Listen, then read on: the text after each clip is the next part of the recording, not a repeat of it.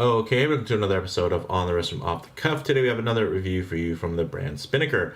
A little bit about them. They are a brand offering classic nautical design aesthetics in an affordable modern package. Now in terms of the type of watch, you can clearly see that this is a dive watch. Some key characteristics and design language you're looking for a diver would be water resistance. Typically there's some type of screw down crown. You're going to want something that's tough, legible with a dive time bezel, and a diver's extension is always nice if on bracelet. This is the Haas Automatic in azure blue, and it's inspired by the famed pioneer of the oceans, Hans Haas.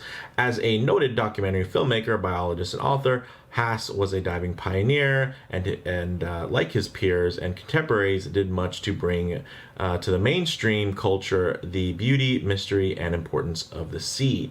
You can get this particular model, it's a new release, as of September 2nd of 2022 for $445 direct from the brand. It is definitely a really interesting and quirky piece, although I think the design aesthetic is really quite nice and I think universal. I think a lot of you will love the way it looks, but there's also a couple little quirks that either some of you will really enjoy and some of you might not so much.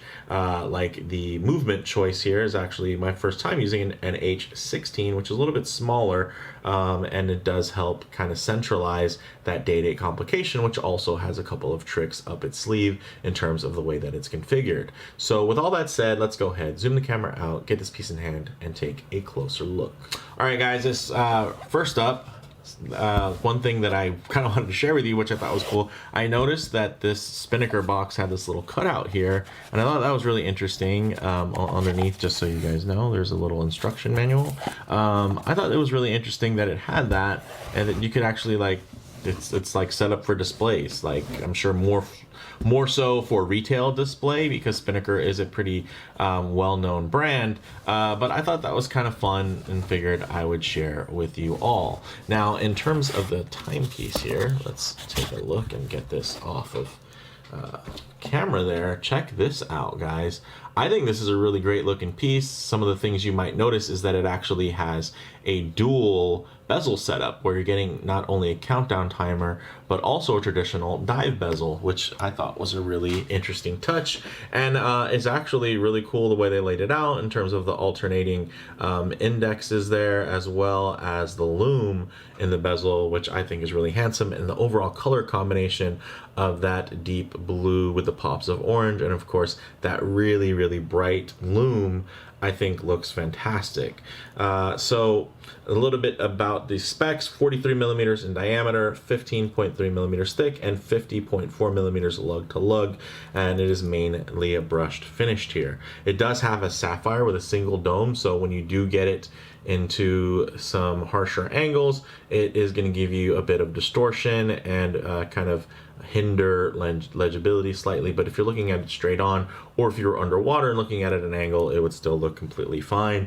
It's just kind of comes with the territory when it comes to having a domed outer portion but then a flat underneath.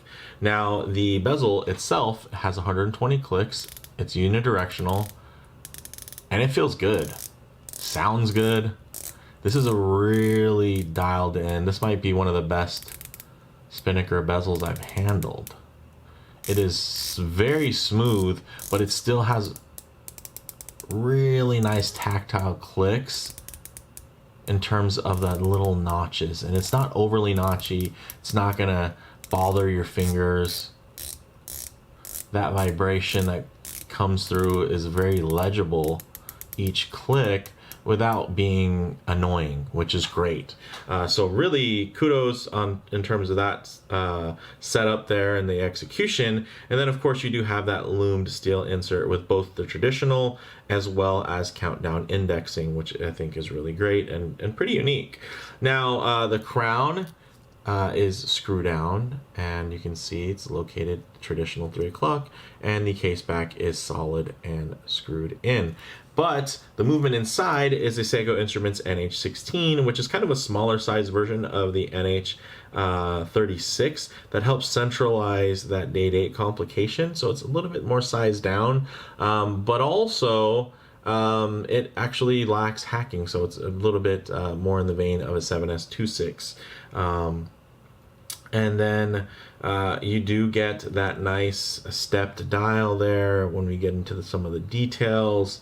I mean, man, those indices just jump out at you in terms of that lume. It's not only the application of lume, it's also the tone.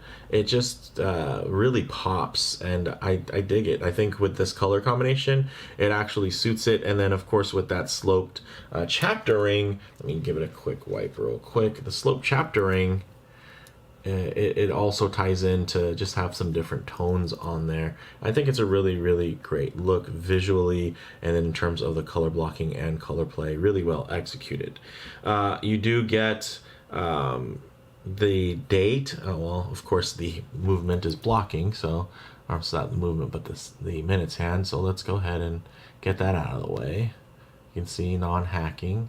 But interesting, so you get that, but you actually get like a roulette wheel style. So see how the 15 is, let me pull it out to the first position, is orange, then it's white, orange, white. So white on even numbers, orange on odd numbers, and then kind of cool feature, you can actually blank out the day of the week. Saturday, blank, Sunday, orange. So that's pretty cool. And then so basically you're getting your days of the week will be in white except for Sunday. And then if you want to just really zero in on this dial, I think that's kind of fun that you can actually set it there. And you can see the nice level of anti-reflective coating that's underneath this sapphire. But yeah, I thought that was really interesting that you can kind of turn off the day indicator if you'd like, which for me is it's just kind of a fun, odd thing there. I think it might have made more sense for them to maybe have the day date a little bit better integrated. I like that, of course, they're color matched to the dial itself, but in terms of it has a little border, a frame around it. I mean, I feel like that makes it stand out. So it's kind of interesting that you can also blank it out when I feel like it looks so great framed. But I think when you look at it enough like this, it does look pretty cool. So I dig that. So very interesting choice there. Again, my first experience with not only this movement, but this watch, because this is a new release. So very interesting. The hands are really nicely painted. Again, everything plays off of itself really, really well. You do get Swiss Superluminova, but the specific compound isn't stated. But I will say that it does glow green, which you guys will see here coming right up. This also has 30 atmospheres of water resistance, or 150 meters. Well, actually, no, I'm sorry, 100 feet. So 30 atmospheres, which is 300 meters or 1,000 feet. Sorry about that. Of water resistance, which is very capable, especially for something of this size. You're getting 22 millimeter lugs with an H-link bracelet with push pin connectors, which have a taper down to 18 millimeters. So very nice taper, as you can see there. Starts at 22, goes all the way down to 18. So very refined from that perspective, and I like that. So with that, let's actually get this piece on wrist and see how it wears. All right, as you can see on my 7.5 inch to 7.25 inch wrist, it still wears really well. Not overly large, definitely full size, but I wouldn't consider it really oversized. I think proportions wise it's pretty nice. It is pretty thick though, guys. Look at that mid case, although it does have that nice undercut, so there's less coming into contact with your wrist to include that screw-in case back. It still is going to be rather tall, so I'd say probably better for those with larger wrists like myself, as something smaller might feel a little bit more unyielding. One thing that I forgot to mention was how nice this buckle is. So you get push buttons there, milled folding section, and then although this is stamped, you also do get a stamped dedicated diver's extension, as well as those nice piercings there for manual micro adjust, so you can really dial this piece in. And yeah, I dig it. It's definitely a really handsome piece. I kind of hope that they do a more premium version of this, and they release it in the future, maybe something with a no date, a little slimmed down, and a Miyota movement, but we'll see. I think there's plenty of room to where they could even do something along the lines of a GMT, which would be pretty cool. But with that said, let's go ahead and get this off the wrist, get into some Lume shots, the light transition, and closing thought. Okay, we'll go ahead and hit the lights here. As you can see, really cool, and you can see there's a slight offset in terms of the way that they did that, because you're getting the outer countdown and then the inner traditional dive time bezel. One thing I like to work in is some low light transition, because you're not always going to be out in the middle of a field enjoying direct sunlight. A lot of times you're going to be coming in and out of buildings, walking underneath overhangs, or maybe just being underneath the shade of a tree, or spending time in your favorite automobile. So it's nice to see what these colors, textures, and finishes render like in less than optimal lighting, to include maybe even some high contrast lighting, which would typically expose any types of defects within that finish. But you can see here that the light does glide pretty uniformly over that nice brushing, and you're also noticing that nice radial brush that goes throughout that bezel insert, which catches and plays with light in a really interesting way, and plays off of that nice more kind of flat